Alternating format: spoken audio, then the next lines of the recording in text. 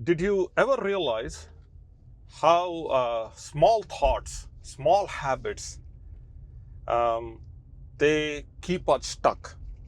That's the that's the conversation I want to have on today's video.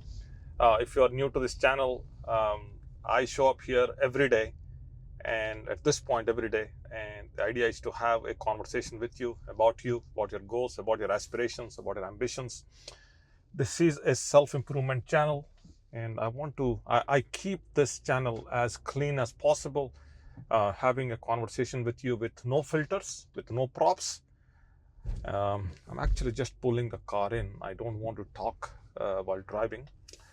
Most of my videos are in this manner. I show up in my car. Actually, I only show up in the car when I have something meaningful to talk, and I have several ideas that cross my mind in the day. And majority of the conversations I have here with you uh, are coming from either something that I came across in the day, sometimes via conversation, sometimes via a question that I got from one of my subscribers, and sometimes maybe an email, something along those lines. I think there is enough light for me to record now. I'm hoping there's light in the back, nothing in the front. Hopefully this is going to come okay. Okay, now I'm static. I have your full attention. Okay, small thoughts, small habits that keep us stuck. There's so many of these, but there are about 4 specific things I want to cover. And to start out, here is an example. You have your phone. I'm recording on my phone, so I can't show you this. Let's assume this. Okay, so this is my screen monitor, but let's assume this is the phone. So what I do with this is I keep on scrolling. Okay, keep on scrolling. I'm constantly checking my phone. In fact, if you are a subscriber and you watch these videos, then I keep on looking. Sometimes I place this monitor in the front, so I keep looking. Sometimes on the side. I want to see I'm in the frame. I'm properly, this angle of this camera is properly set. So talking about scrolling and checking the phone all the times, texting, kind of, writing the text, but then again, you know, deleting the text and then typing it again, then deleting it, typing again without sending. All this leads to a syndrome called these are examples of prison metaphor. We are imprisoned by these things. We are imprisoned by these things, and because we're constantly feeling as if we need them, we are stuck with them. The truth of the matter is none of these things matter. One of the early prisons I was in was recording, kind of setting cameras, big cameras, lights, and doing multiple different takes, all these things for nothing. At the end, I was not improving anything. I thought all these things will raise the level of my delivery or level the raise of the content. The content delivery stayed the same. I was putting myself through a lot, and the end user, the end listener was getting nothing out of it. At least that's what I realized. Now, I'm not saying this is delivering anything better, this way I'm doing anything good, but at least I'm able to do more. That's the idea. So I'm not imprisoned by the cameras, by the lights, any of that stuff. That's the point. So let's get into the 3 or 4 specific challenges that or thoughts or habits that we get stuck and we don't make progress. The first and the foremost is this thing called perfectionism. I want to become perfect in everything I do. And the reason why I want to become perfect is because I want to control. If you study perfectionism, somewhere deep within, there is an element of control there. Why? Because somewhere deep within, we start to believe that in order for me to become safe, I need to be flawless. If I have flaws, then people will judge me. Then they're going to not like me. And when they don't do that, they're not going to like my videos. So they're not going to, subscribe to my channel. None of those things matter. None of these things matter in the long run, obviously, but in the short run also, they don't matter. You don't want people to be in your life who are going to judge you that way. So um, when we chase these likes, these subscriptions, these subscribers and all, there are other opportunities that we are going to miss out. And I'm speaking specifically in this context, but this principle applies everywhere. Every time you pursue perfectionism, you're going to lose out on opportunities, and they're not going to come by. If you try to become flawless, then we are in a world where, you know, we don't know. But of course, we should always keep improving. That's not the point here. But every individual has flaws. Every individual has shortcomings. Every individual has pitfalls. Challenges and failures and all that. So you want to be known as someone who has made attempts, who has recovered, who has collected the lessons and learnings along the way, on the path, through the journey, and gotten to a position where you continue to collect yourself through the path, through the shortcomings, through the journey, and keep moving forward. So at no point in time you have known it all, and you are, of course, you can call yourself an expert or somebody who is knowledgeable, but somebody who is not complete yet. So if the point, case in point, if you chase up perfectionism, then you will have missed opportunities, and that's not where you want to go ideally. The second biggest thought pattern or habit that keeps us stuck is loops. We call them the reinforcement loops in practical psychology or cognitive psychology. Depends which psychology. I mean, overall in psychology we call it reinforcement loops. In this, what happens is, if you take a short-term relief, then it creates again a prison situation.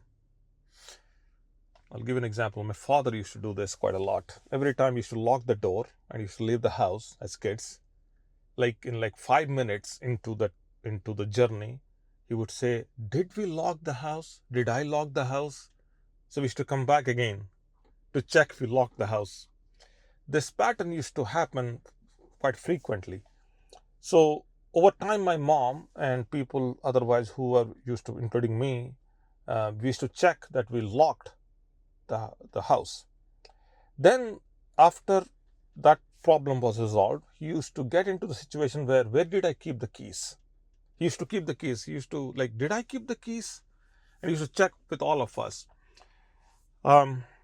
Checking the door, and later on when I got into self-improvement, I started to realize this. When you keep on checking the door, that means you are looking for that relief. Now once the brain gets the relief, it gets into the pattern of checking again because it wants to get that relief. Okay, so and if you want to expand that concept a little bit deeper, you start to see we want to procrastinate in whatever thing that we have to do, because procrastination, it kind of associates itself with avoidance, but then by procrastinating there is a relief that you get, and the brain kind of starts to fall into the pattern of seeking that relief, and it keeps on avoiding stuff to a point where it starts to avoid doing the bigger things because it has the relief, it gets the relief. So reinforcement loops are dangerous. They are pretty serious. It happens with the best of the best in the game. You got to stay, got to push through. You got to be very aware with this. Then comes cognitive distortion. This is a big one. I don't want to do this. I don't want to, deal with this, or I don't want to engage with this, because if I do, one classic example. Let me rephrase this. I will not challenge bad management or bad project delivery or bad communication at work, because if I do, what if I lose my job? Um, if I lose my job, then I'm going to lose my house. If I'm going to lose my house, my kids are not going to have a future. My kids are not going to have a future, then what's the point of my life? You see, that's the distortion. This takes away authenticity in you. It takes away pragmatism out of you.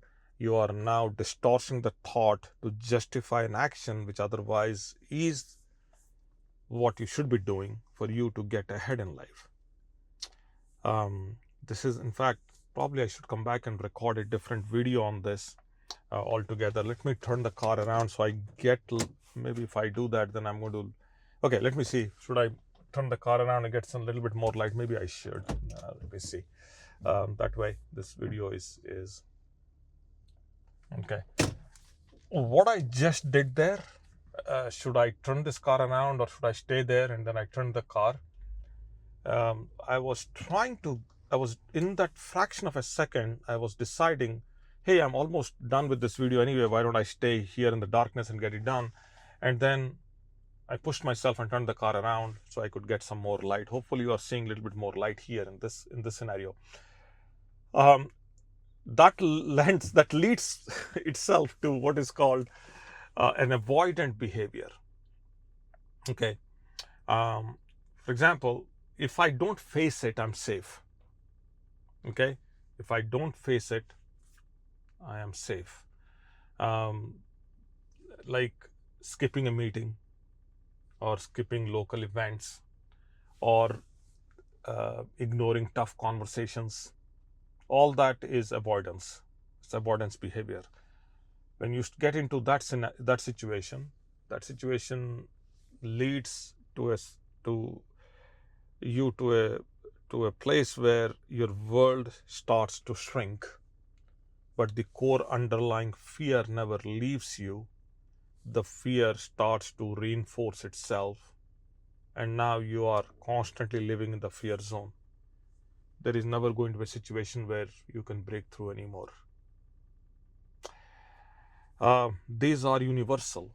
These concepts apply to everybody, everywhere, regardless whether you are very high on the hierarchy or very low starting out. Doesn't matter.